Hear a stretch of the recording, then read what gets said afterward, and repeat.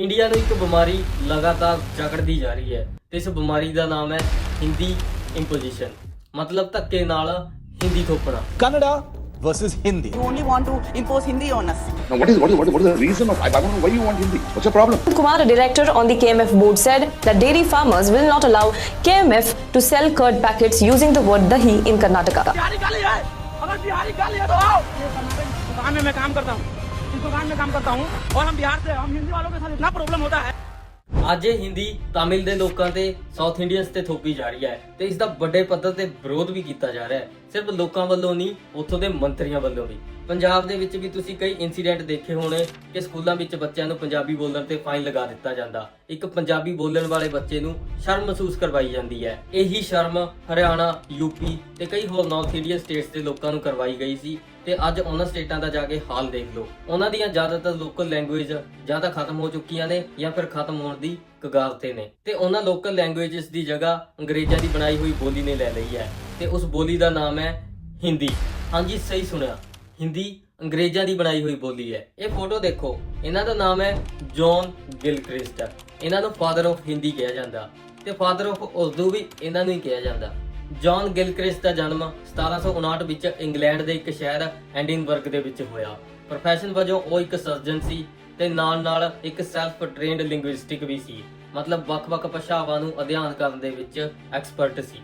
1782 ਵਿੱਚ ਗਿਲਕ੍ਰਿਸਟ ਨੂੰ ਬੰਬੇ ਦੀ royal navy 'ਚ ਇੱਕ ਸਰਜਨ ਦੀ ਜੌਬ ਮਿਲੀ ਤੇ ਉਸ ਤੋਂ ਬਾਅਦ 1784 ਵਿੱਚ ਉਸ ਨੂੰ ਈਸਟ ਇੰਡੀਆ ਕੰਪਨੀ ਦੀ ਮੈਡੀਕਲ ਸਰਵਿਸਿਜ਼ ਦੇ ਵਿੱਚ ਸਰਜਨ ਨਿਯੁਕਤ ਕੀਤਾ ਗਿਆ। 1785 ਵਿੱਚ ਗਿਲਕ੍ਰਿਸਟ ਨੂੰ ਇੰਡੀਅਨ ਲੈਂਗੁਏਜਸ ਨੂੰ ਸਟੱਡੀ ਕਰਨ ਦਾ ਇੰਟਰਸਟ ਬਣਿਆ ਤੇ 2 ਸਾਲ ਬਾਅਦ 1787 ਵਿੱਚ ਇਹ ਅਰਜ਼ੀ ਅਪਰੂਵ ਹੋ ਗਈ ਤੇ ਉਹ ਛੁੱਟੀ ਤੇ ਚਲਾ ਗਿਆ ਤੇ ਮੁੜ ਕੇ ਕਦੇ ਵੀ ਵਾਪਸ ਕੰਮ ਤੇ ਨਹੀਂ ਆਇਆ। ਉਸ ਸਮੇਂ ਇੰਡੀਆ ਦੇ ਵਿੱਚ 2500 ਤੋਂ ਵੱਧ ਭਾਸ਼ਾਵਾਂ ਬੋਲੀਆਂ ਜਾਂਦੀਆਂ ਸੀ ਤੇ ਗਿਲਕ੍ਰਿਸਟ ਦਾ ਇੱਕੋ ਇੱਕ ਮਕਸਦ ਸੀ ਕਿ ਇੱਕ ਅਜਿਹੀ ਸਟੈਂਡਰਡਾਈਜ਼ ਲੈਂਗੁਏਜ ਬਣਾਉਣਾ ਜਿਸ ਨਾਲ ਅੰਗਰੇਜ਼ਾਂ ਨੂੰ ਸਾਰੇ ਇੰਡੀਆ ਤੇ ਕੰਟਰੋਲ ਕਰਨਾ, ਰੂਲ ਕਰਨਾ ਸੌਖਾ ਹੋ ਜਾਵੇ। ਦਿੱਲੀ ਤੇ ਇਸ ਦੇ ਆਸ-ਪਾਸ ਦੇ ਇਲਾਕਿਆਂ ਦੇ ਵਿੱਚ ਕਈ ਭਾਸ਼ਾਵਾਂ ਬੋਲੀਆਂ ਜਾਂਦੀਆਂ ਸੀ, ਜਿਵੇਂ ਖੜੀ ਬੋਲੀ, ਬ੍ਰਜ ਭਾਸ਼ਾ ਤੇ ਕਈ ਹੋਰ। ਗਿਲਕ੍ਰਿਸਟ ਨੇ ਖੜੀ ਬੋਲੀ, ਬ੍ਰਜ ਭਾਸ਼ਾ, ਸੰਸਕ੍ਰਿਤ, ਅਰੈਬਿਕ ਤੇ ਪਰਸ਼ੀਅਨ ਲੈਂਗੁਏਜ ਨੂੰ ਰੋਮਨਾਈਜ਼ ਕਰਕੇ ਹਿੰਦੁਸਤਾਨੀ ਬੋਲੀ ਬਣਾਈ ਤੇ 1800 ਦੇ ਵਿੱਚ ਇਸੇ ਹਿੰਦੁਸਤਾਨੀ ਬੋਲੀ ਨੂੰ 2 ਭਾਗਾਂ ਦੇ ਵਿੱਚ ਵੰਡ ਕੇ ਹਿੰਦੀ ਤੇ ਉਰਦੂ ਬਣਾਈ ਗਈ। ਅੰਗਰੇਜ਼ਾਂ ਨੇ ਇਸ ਹਿੰਦੁਸਤਾਨੀ ਬੋਲੀ ਨੂੰ 2 ਭਾਗਾਂ ਦੇ ਵਿੱਚ ਇਸ ਲਈ ਵੰਡਿਆ ਸੀ ਤਾਂ ਕਿ ਉਹ ਆਪਣੀ divide and rule the policy ਨੂੰ ਸਿਰੇ ਚਾੜ ਸਕਣ। ਹਿੰਦੂਆਂ ਤੇ ਹਿੰਦੀ ਥੋਪ ਦਿੱਤੀ ਗਈ ਤੇ ਮੁਸਲਮਾਨਾਂ ਤੇ ਉਰਦੂ, ਤਾਂ ਕਿ ਦੋਨਾਂ ਦੇ ਵਿੱਚ ਪਾੜ ਪੈ ਸਕੇ। ਇਸ ਬੋਲੀ ਨੂੰ ਬਣਾਉਣ ਤੇ ਉਸ ਤੋਂ ਬਾਅਦ 2 ਭਾਗਾਂ ਦੇ ਵਿੱਚ ਵੰਡਣ ਲਈ ਕਿਸੇ ਐਕਸਪਰਟ ਦੀ ਲੋੜ ਸੀ ਤੇ ਉਹ ਐਕਸਪਰਟ ਸੀ ਜੌਨ ਗਿਲਕ੍ਰਿਸਟ। ਇਸ ਕੰਮ ਨੂੰ ਜਲਦੀ ਤੋਂ ਜਲਦੀ ਸਿਰੇ ਚਾੜਨ ਲਈ ਜੌਨ ਗਿਲਕ੍ਰਿਸਟ ਨੇ ਕਲਕੱਤਾ ਦੇ ਫੋਰਟ ਵਿਲੀਅਮ ਕਾਲਜ ਦੇ ਵਿੱਚ ਵੱਖ-ਵੱਖ ਇੰਡੀਅਨ ਰਾਈਟਰਸ ਤੇ ਆਥਰਸ ਨੂੰ ਬੁਲਾਇਆ ਤੇ ਉਹਨਾਂ ਨੂੰ ਬਹੁਤ ਸਾਰਾ ਪੈਸਾ ਖਵਾਇਆ। ਫਿਰ ਇਹਨਾਂ ਨੇ ਬੜੀ ਤੇਜ਼ੀ ਨਾਲ ਕੰਮ ਖਿੱਚਿਆ ਕਿ 1818 ਤੋਂ ਲੈ ਕੇ 1825 ਤੱਕ ਸਿਰਫ 5-6 ਸਾਲਾਂ ਦੇ ਵਿੱਚ ਹੀ ਸ਼੍ਰੀ ਲੱਲੂ ਲਾਲ ਨਾਂ ਦੇ ਇੱਕ ਰਾਈਟਰ ਨੇ ਪ੍ਰੇਮ ਸਾਗਰ ਨਾਂ ਦੀ ਇੱਕ ਬੁੱਕ ਲਿਖੀ ਤੇ ਉਸ ਦੇ ਨਾਲ-ਨਾਲ ਹੀ ਬਾਈਬਲ ਦੀ ਹਿੰਦੀ ਟ੍ਰਾਂਸਲੇਸ਼ਨ ਵੀ ਛਪ ਗਈ ਤੇ ਨਾਲ ਹੀ ਉਦੰਤ ਮਾਲਤੰਦ ਨਾਂ ਦਾ ਪਹਿਲਾ ਹਿੰਦੀ ਅਖਬਾਰ ਵੀ ਛਾਪਿਆ ਗਿਆ।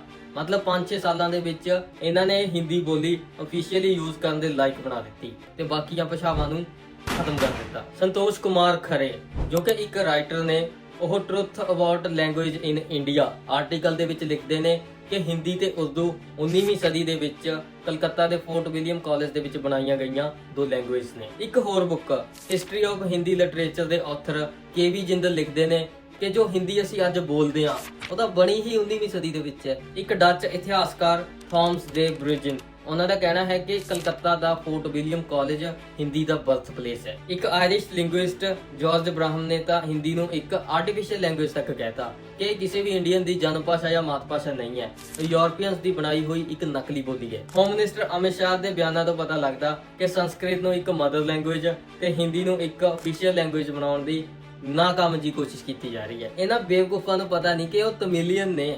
ਉਹਨਾਂ ਦੀ ਤਾਮਿਲ ਲੈਂਗੁਏਜ ਦੁਨੀਆ ਦੀਆਂ ਸਭ ਤੋਂ ਪੁਰਾਣੀਆਂ ਲੈਂਗੁਏਜਸ ਦੇ ਵਿੱਚੋਂ ਇੱਕ ਹੈ, one of the oldest languages in the world. ਤੇ ਤੁਸੀਂ ਹਿੰਦੀ ਜਿਹੜੀ ਬਣੀ ਹੀ ਕੱਲ ਹੈ, ਅੰਗਰੇਜ਼ਾਂ ਨੇ ਬਣਾਈ ਹੈ, ਉਹ ਉਹਨਾਂ ਦੇ ਥੋਪਣ ਦੀ ਗੱਲ ਕਰ ਰਹੇ ਹੋ ਜਿਨ੍ਹਾਂ ਦੀ ਲੈਂਗੁਏਜ ਹੀ ਦੁਨੀਆ ਦੀ ਸਭ ਤੋਂ ਪੁਰਾਣੀਆਂ ਲੈਂਗੁਏਜਸ ਦੇ ਵਿੱਚੋਂ ਇੱਕ ਹੈ।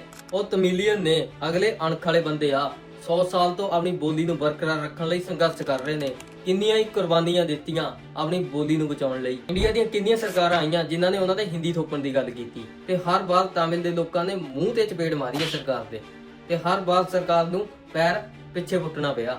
ਜਦੋਂ ਗੱਲ ਬੋਲੀ ਜਾਂ ਕਲਚਰ ਤੇ ਆ ਜਾਏ ਤਾਂ ਤਾਮਿਲਨਾਡੂ ਦਾ ਇੱਕ ਆਮ ਇਨਸਾਨ ਤੇ ਚੀਫ ਮਿਨਿਸਟਰ ਸਾਰੇ ਇੱਕੋ ਹੀ ਨੇ, ਇੱਕੋ ਹੋ ਕੇ ਲੜਦੇ ਨੇ। ਤਾਮਿਲਨਾਡੂ ਦਾ ਇੱਕ ਅੰਗ ਇਸ ਲੜਾਈ 'ਚ ਸ਼ਾਮਲ ਹੈ, ਚਾਹੇ ਉਹ ਵਿਦਿਆਰਥੀ ਹੋਣ, ਅਧਿਆਪਕ ਹੋਣ, ਯੂਨੀਵਰਸਿਟੀਜ਼ ਹੋਣ, ਕੋਈ ਵੀ ਪੋਲੀਟੀਕਲ ਪਾਰਟੀਆਂ ਹੋਣ ਜਾਂ ਗਰੁੱਪਸ ਹੋਣ, ਸਾਰੇ ਇੱਕੋ ਹੀ ਨੇ। ਫਿਰ ਮੋਦੀ ਸਰਕਾਰ ਨੇ ਤਾਮਿਲਨਾਡੂ ਨੂੰ ਧਮਕੀ ਦਿੱਤੀ ਹੈ ਕਿ ਜੇ 3 ਲੈਂਗੁਏਜਸ ਦਾ ਫਾਰਮੂਲਾ ਨਹੀਂ ਐਕਸੈਪਟ ਕਰੋਗੇ ਤਾਂ ਅਸੀਂ ਸਰਵ ਸਿੱਖਿਆ ਅਭਿਆਨ ਦਾ 2000 ਕਰੋੜ ਰੋਕ ਲਾਂਗੇ।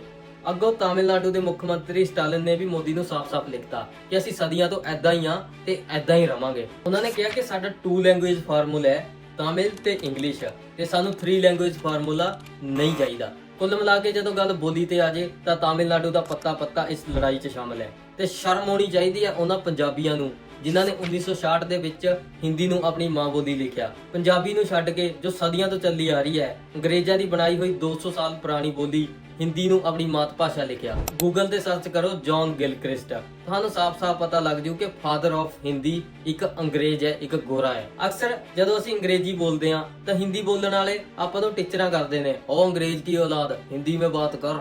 ਹਿੰਦੀ ਵੀ ਜੌਨ ਗਿਲਕ੍ਰਿਸਟ ਨਾਂ ਦੇ ਇੱਕ ਗੋਰੇ ਨੇ ਬਣਾਈ ਹੈ। ਇਸ ਹਿਸਾਬ ਨਾਲ ਤਾਂ ਹਿੰਦੀ ਬੋਲਣ ਵਾਲੇ ਅੰਗਰੇਜ਼ ਦੀ ਔਲਾਦ ਹੋਏ ਜਿਹੜੇ ਡੇਲੀ ਬੋਲਦੇ ਨੇ, ਨਾ ਕਿ ਉਹ ਜਿਹੜੇ ਪੰਜਾਬੀ ਜਾਂ ਕੋਈ ਵੀ ਹੋਰ ਰੀਜਨਲ ਲੈਂਗੁਏਜ ਬੋਲਦੇ ਨੇ ਜੋ ਆਲਰੇਡੀ ਇੰਡੀਆ 'ਚ ਐਗਜ਼ਿਸਟ ਕਰਦੀ ਸੀ। ਸਾਊਥ ਵਾਲਿਆਂ ਨੂੰ ਵੀ ਇਹ ਐਵੇਂ ਟੀਚਰਾਂ ਕਰਦੇ ਨੇ ਕਿ ਉਹ ਅੰਗਰੇਜ਼ ਕੀ ਔਲਾਦ, ਅੰਗਰੇਜ਼ੀ ਮੇਂ ਕਿਉਂ ਬਾਤ ਕਰ ਰਹਾ ਹੈ, ਹਿੰਦੀ ਮੇਂ ਬਾਤ ਕਰ। ਅੰਗਰੇਜ਼ ਦੀ ਔਲਾਦ ਉਹ ਨਹੀਂ, ਅੰਗਰੇਜ਼ ਦੀ ਔਲਾਦ ਤੁਸੀਂ ਹੋ। ਤਾਮਿਲਨਾਡੂ ਨੇ ਕਦੇ ਵੀ ਹਿੰਦੀ ਨੂੰ ਐਕਸੈਪਟ ਨਹੀਂ ਕੀਤਾ। ਜਦੋਂ ਦੂਰਦਰਸ਼ਨ ਚੈਨਲ ਦਾ ਪ੍ਰਸਾਰਣ ਦੂਜੀਆਂ ਸਟੇਟਾਂ ਦੇ ਵਿੱਚ ਹਿੰਦੀ ਦੇ ਵਿੱਚ ਚੱਲਦਾ ਸੀ ਤਾਂ ਤਾਮਿਲਨਾਡੂ ਦੇ ਵਿੱਚ ਸਿਰਫ ਤਾਮਿਲ ਦੇ ਵਿੱਚ ਚੱਲਦਾ ਸੀ। ਜੇ ਇਹਨਾਂ ਨੇ ਹਿੰਦੀ ਇੰਪੋਜੀਸ਼ਨ ਦੀ ਜਿੱਦ ਨਾ ਛੱਡੀ ਤਾਂ ਫਿਰ ਜੰਗ ਹੋਵੇਗੀ, ਤੇ ਉਹ ਜੰਗ ਇੰਨੀ ਭਿਆਨਕ ਹੋਊਗੀ ਕਿ ਤਾਮਿਲਨਾਡੂ ਤੇ ਇੰਡੀਆ ਨੂੰ ਅਲੱਗ ਕਰ ਦੇਵੇਗੀ। ਸਿਰਫ ਕੱਲਾ ਤਾਮਿਲਨਾਡੂ ਨਹੀਂ, ਪੂਰਾ ਸਾਊਥ ਇੰਡੀਆ ਅਲੱਗ ਹੋਵੇਗਾ। ਸੈਂਟਰ ਨੂੰ ਲੱਗਦਾ ਕਿ ਤਾਮਿਲਨਾਡੂ ਕੋਲੇ ਕੀ ਆ, ਉਹ ਕਿਹੜਾ ਹੁਣ ਲੜਦੇ ਨੇ, ਪਹਿਲਾਂ ਲੜਦੇ ਸੀ, ਹੁਣ ਤਾਂ ਖੂਨ ਠੰਡਾ ਹੋ ਗਿਆ। ਇਹਨਾਂ ਨੂੰ ਐਵੇਂ ਆ ਕਿ ਸਾਡੇ ਕੋਲੇ ਮਿਲਟਰੀ ਆ, ਪੈਰਾ ਫੋਰਸਸ ਨੇ, ਸਾਰਾ ਕੁਝ ਹੈ, ਅਸੀਂ ਤਾਮਿਲਨਾਡੂ ਨੂੰ ਤਬਾਹ ਕਰ ਦਾਂਗੇ। ਐਦਾਂ ਹੀ ਦੇਸ਼ ਦੇ ਟੁਕੜੇ ਹੁੰਦੇ ਨੇ, ਐਦਾਂ ਹੀ ਦੇਸ਼ ਟੁੱਟਦੇ ਨੇ। ਤੇ ਰਹੀ ਗੱਲ ਲੜਾਈ ਦੀ, ਉਹ ਆਪਣੇ ਬੋਲੀ ਤੇ ਕਲਚਰ ਲਈ ਬਹੁਤ ਇਮੋਸ਼ਨਲ ਲੋਕ ਨੇ, ਉਹ ਮਰਨ ਤੱਕ ਜਾਂਦੇ ਨੇ ਆਪਣੀ ਬੋਲੀ ਨੂੰ ਬਚਾਉਣ ਲਈ। ਇਤਿਹਾਸ ਗਵਾਹ ਹੈ ਇਸ ਚੀਜ਼ ਦਾ। ਜਿਵੇਂ ਆਪਾਂ ਪੱਟਾਂ ਤੇ ਥਾਪੀਆਂ ਮਾਰਦੇ ਆ ਨਾ ਕਿ ਇਹ ਪੰਜਾਬ ਹੈ ਪੰਜਾਬ, ਉਹ ਵੀ ਤਾਮਿਲਨਾਡੂ ਦੇ ਲੋਕ ਨੇ, ਉਹ ਵੀ ਪੱਟਾਂ ਤੇ ਥਾਪੀਆਂ ਮਾਰ ਕੇ ਕਹਿੰਦੇ ਨੇ ਕਿ ਇਹ ਤਾਮਿਲਨਾਡੂ ਹੈ, ਇੱਥੇ ਕਿੰਨੇ ਆਏ ਤੇ ਕਿੰਨੇ ਗਏ। ਨਾ ਕੋਈ ਸਾਡੀ ਬੋਲੀ ਬਦਲ ਸਕਿਆ, ਨਾ ਕਲਚਰ। ਬਸ ਫਰਕ ਸਿਰਫ ਇੰਨਾ ਹੈ ਕਿ ਤਾਮਿਲਨਾਡੂ ਦੇ ਆਮ ਇਨਸਾਨ ਤੋਂ ਮੰਤਰੀ ਤੱਕ ਸਾਰੇ ਇੱਕੋ ਹੀ ਨੇ ਜਦੋਂ ਗੱਲ ਬੋਲੀ ਤੇ ਆ ਜੇ, ਤੇ ਦੂਜੇ ਪਾਸੇ ਪੰਜਾਬ ਦੇ ਵਿੱਚ ਲੋਕ ਲੜਨ ਵਾਲੇ ਤੇ ਮੰਤਰੀ ਵਿਕੇ ਹੋਏ। ਜਿਵੇਂ ਕਹਿੰਦੇ ਨੇ ਕਿ ਸਰਵ ਸਿੱਖਿਆ ਅਭਿਆਨ ਦਾ 2000 ਕਰੋੜ ਰੋਕ ਲਾਂਗੇ ਜੇ ਤਾਮਿਲਨਾਡੂ ਨੇ ਸਾਡਾ 3 ਲੈਂਗੁਏਜ ਫਾਰਮੂਲਾ ਨਹੀਂ ਐਕਸੈਪਟ ਕੀਤਾ।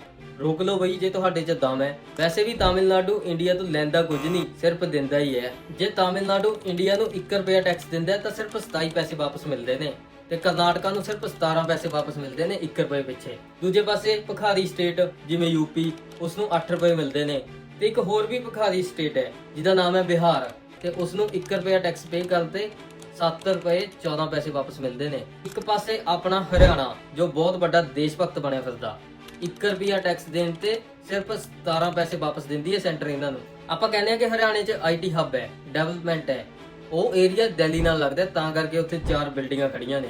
4 ਬਿਲਡਿੰਗਾਂ ਖੜੀਆਂ ਕਰਨ ਨੂੰ ਡਿਵੈਲਪਮੈਂਟ ਨਹੀਂ ਕਹਿੰਦੇ ਹੈਗੇ। ਤੇ ਤੁਸੀਂ ਦੱਸੋ ਕਿ ਉਹਨਾਂ ਬਿਲਡਿੰਗਾਂ ਦੇ ਵਿੱਚ ਮੈਜੋਰਿਟੀ ਇਮੀਗ੍ਰੈਂਟਸ ਕਿਉਂ ਕੰਮ ਕਰਦੇ ਨੇ ਦੂਜੀਆਂ ਸਟੇਟਾਂ ਤੋਂ ਆ ਕੇ? ਹਰਿਆਣਵੀ ਕਿਉਂ ਨਹੀਂ ਕਰਦੇ, ਜਾਂ ਫਿਰ ਹਰਿਆਣਵੀਆਂ ਨੂੰ ਰੱਖਦੇ ਨਹੀਂ ਉਹ ਕੰਮ ਤੇ? ਜੇ ਇੰਨੀ ਹੀ ਡਿਵੈਲਪਮੈਂਟ ਹੈ, ਇੰਨਾ ਹੀ ਵਿਕਾਸ ਹੈ, ਤਾਂ ਆਪਣੇ ਹਰਿਆਣਾ ਦੇ ਵਿੱਚ ਹਾਈਐਸਟ ਅਨਐਮਪਲੋਇਮੈਂਟ ਰੇਟ ਕਿਉਂ ਆ ਬਈ? ਸਿਰਫ ਗੀਤਾਂ 'ਚ ਹੀ ਮਾਰ ਹਰਿਆਣਾ ਕਰਨ ਜੋਗੇ ਆ। ਆਪਣੀ ਹਰਿਆਣਵੀ ਬੋਲੀ ਖਤਮ ਕਰਤੀ ਇਹਨਾਂ ਨੇ ਹਿੰਦੀ ਥੋਪ ਕੇ। ਕੋਈ ਸਾਇੰਟਿਸਟ ਜਾਂ ਕੋਈ ਸਟੱਡੀ ਦੇ ਵਿੱਚ ਕਿੰਨੀਆਂ ਕੁ ਉਪਲਬਧੀਆਂ ਕੀਤੀਆਂ ਹਰਿਆਣੇ ਵਾਲਿਆਂ ਨੇ? ਸਿਰਫ ਕੁਸ਼ਤੀ ਤੇ ਪਹਿਲਵਾਨੀ ਜੋਗੇ ਆ, ਸਪੋਰਟਸ ਜੋਗੇ ਆ, ਦੈਟਸ ਇਟ। ਤੇ ਪਹਿਲਵਾਨਾਂ ਦਾ ਹਾਲ ਤਾਂ ਤੁਹਾਨੂੰ ਪਤਾ ਹੀ ਹੋਣਾ। ਕੋਈ ਵੀ ਕੰਟਰੀ ਸਰੀਰ ਨਾਲ ਘੱਟ ਤੇ ਦਿਮਾਗ ਨਾਲ ਜ਼ਿਆਦਾ ਤਰੱਕੀ ਕਰਦੀ ਹੈ। ਉਸ ਤੋਂ ਗੱਲ ਇੱਥੇ ਮੁੱਕਦੀ ਹੈ ਕਿ ਆਪਣੀ ਬੋਲੀ ਲਈ ਲੜੋ, ਆਪਣੀ ਹੋਂਦ ਲਈ ਲੜੋ, ਆਪਣੇ ਕਲਚਰ ਲਈ ਲੜੋ। ਜਿਵੇਂ ਕਿ ਸਾਊਥ ਇੰਡੀਆ ਦੇ ਲੋਕ ਲੜਦੇ ਨੇ, ਉਹਨਾਂ ਦਾ ਧਰਮ ਕੋਈ ਵੀ ਹੋਵੇ, ਵੱਖ-ਵੱਖ ਹੋਵੇ, ਜਦੋਂ ਗੱਲ ਬੋਲੀ ਤੇ ਕਲਚਰ ਜਾ ਜੇ ਤਾਂ ਅਗਲੇ ਅੱਗੇ ਹੋ ਕੇ ਲੜਦੇ ਨੇ। ਜਿਨ੍ਹਾਂ ਦੇਸ਼ਾਂ ਨੇ ਆਪਣੀ ਬੋਲੀ ਸਾਂਭੀ ਹੈ ਉਹਨਾਂ ਨੇ ਹੀ ਦੁਨੀਆ ਦੇ ਵਿੱਚ ਸਭ ਤੋਂ ਵੱਧ ਤਰੱਕੀ ਕੀਤੀ ਆ। ਫੋਰ ਐਗਜ਼ਾਮਪਲ ਜਾਪਾਨ, ਰਸ਼ੀਆ, ਹੋਰ ਵੀ ਬਹੁਤ ਸਾਰੀਆਂ ਕੰਟਰੀਆਂ ਨੇ। ਜਿਵੇਂ ਚਾਈਨਾ ਦੀ ਐਗਜ਼ਾਮਪਲ ਲੈ ਲਓ। ਵੈਸੇ ਵੀ ਜਿੰਨਾ ਇਹ ਹਿੰਦੀ ਪੱਟੀ ਵਾਲਾ ਏਰੀਆ ਹੈ ਨਾ ਨਾਰਥ ਇੰਡੀਆ, ਇਹ ਸਰੀਰ ਦਾ ਉਹ ਅੰਗ ਹੈ ਵੀ ਜਾਂ ਤਾਂ ਇਹਦਾ ਇਲਾਜ ਕਰ ਦਿਓ ਜਾਂ ਇਹਨੂੰ ਵੜ ਦਿਓ, ਨਹੀਂ ਤਾਂ ਜ਼ਹਿਰ ਪੂਰੇ ਸਰੀਰ 'ਚ ਫੈਲੂਗਾ, ਜ਼ਹਿਰ ਪੂਰੇ ਦੇਸ਼ 'ਚ ਫੈਲੂਗਾ। ਬਾਕੀ ਮਿਲਦੇ ਹਾਂ ਜੀ ਅਗਲੀ ਵੀਡੀਓ 'ਚ। ਤੁਹਾਨੂੰ ਵੀਡੀਓ ਵਧੀਆ ਲੱਗੀ ਤਾਂ ਚੈਨਲ ਨੂੰ ਕਰ ਲਓ ਸਬਸਕ੍ਰਾਈਬ। ਕਮੈਂਟ ਕਰਕੇ ਤੁਸੀਂ ਦੱਸੋ ਕਿ ਤੁਹਾਨੂੰ ਅਗਲੀ ਵੀਡੀਓ ਪੰਜਾਬ ਦੇ ਜਾਂ ਜੀਓਪੋਲਿਟਿਕਸ ਦੇ ਕਿਹੜੇ ਮੁੱਦੇ ਤੇ ਚਾਹੀਦੀ ਆ। ਧੰਨਵਾਦ।